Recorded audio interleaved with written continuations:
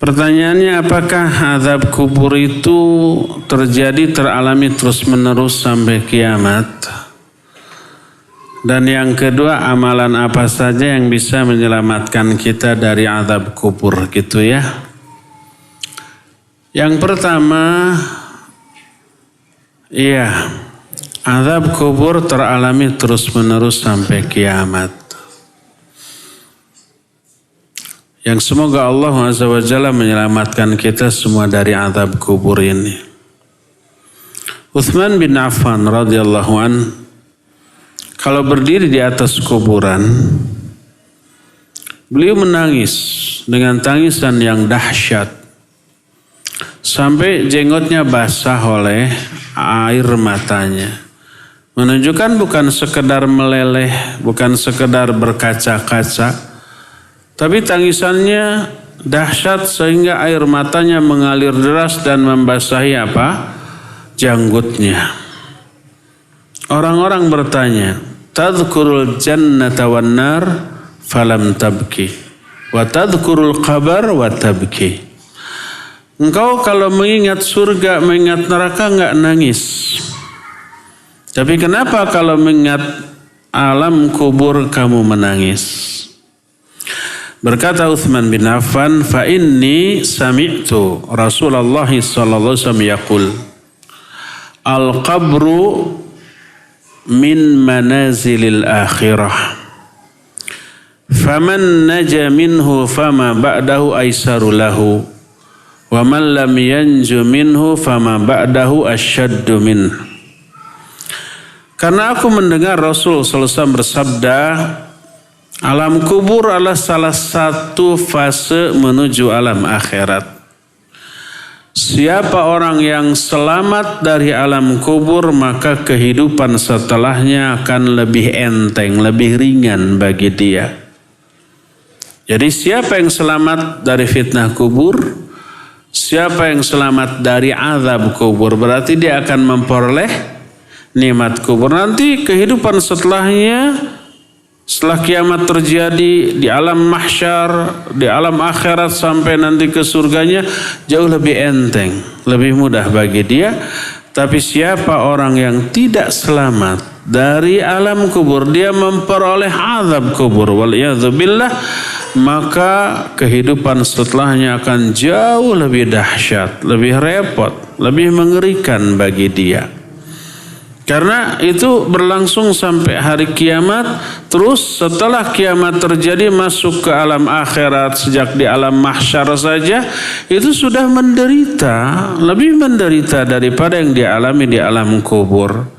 Di alam mahsyar kita dikumpulkan dalam keadaan tidak berpakaian sehelai benang pun, tidak beralas kaki, sendal, sepatu ataupun kaos kaki, dan tidak dikhitan seluruhnya ya. Matahari sangat dekat sekitar 1 mil, panasnya enggak ketulungan, orang berkeringat, ada yang keringatnya merendam sampai kedua mata kaki, ada yang sampai lutut, sampai pinggang, ada juga yang sampai setelinga. Ini jangan dibayangkan, diukur dengan logika kita ketika hidup di dunia. Enggak masuk itu di alam akhirat.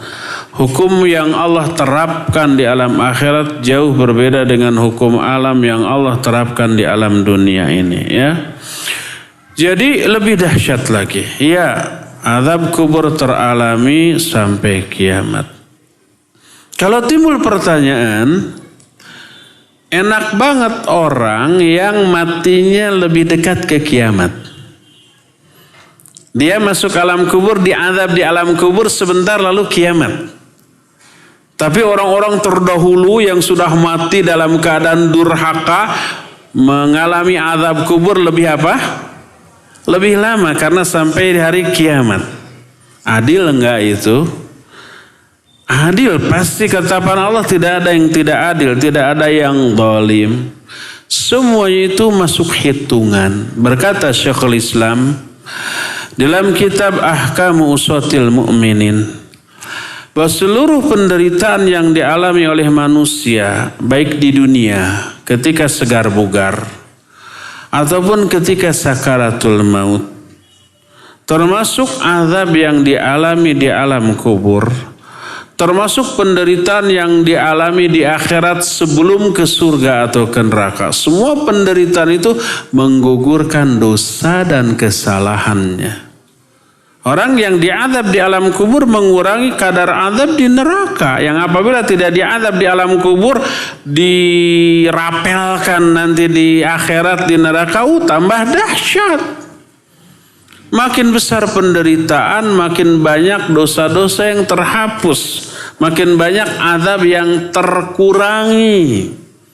Makanya makin lama azab yang dialami di alam kubur, berarti makin menderita, berarti makin mengurangi azab untuk di mana? Di akhirat nanti. Makin sebentar azab yang dialami oleh orang di alam kubur sampai hari kiamat, berarti pengurangan azab di akhirat makin sedikit pula. Semuanya itu sudah dikalkulasi, sudah dihitung, ya. Jadi pertanyaan pertama dari Bapak Abu Mizan tadi, iya, orang yang diazab di alam kubur terus menerus sampai hari kiamat. Sampai ayat tadi menyatakan an-naru yu'raduna 'alaiha ghuduwan wa 'ashiyya wa yauma taqumus sa'ah adkhilu ala fir'auna asyaddal 'adzab. Api neraka terus dihembuskan ke alam kuburnya setiap pagi dan petang sampai kiamat.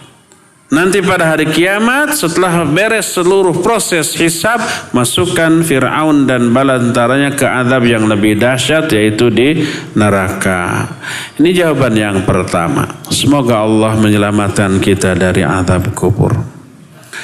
Kedua, apa saja yang bisa menyelamatkan kita dari azab kubur? Itu nanti akan kita bahas. Sabar. Tapi sementara ini pertama tentu saja iman dan amal soleh. Seluruh iman dan amal soleh yang kita lakukan itu menyelamatkan kita dari azab kubur. Kedua, jangan lupa berdoa berlindung kepada Allah dari azab kubur. Baca di dalam sholat. Dalam apa? Tahiyat. Allahumma inni a'udzubika min adzabi jahannam wa min adzabil qabr. Salah satunya itu, ya. Itu jangan lupa baca tentang hal itu. Saking pentingnya. Ini di luar ikhtilaf di kalangan para ulama.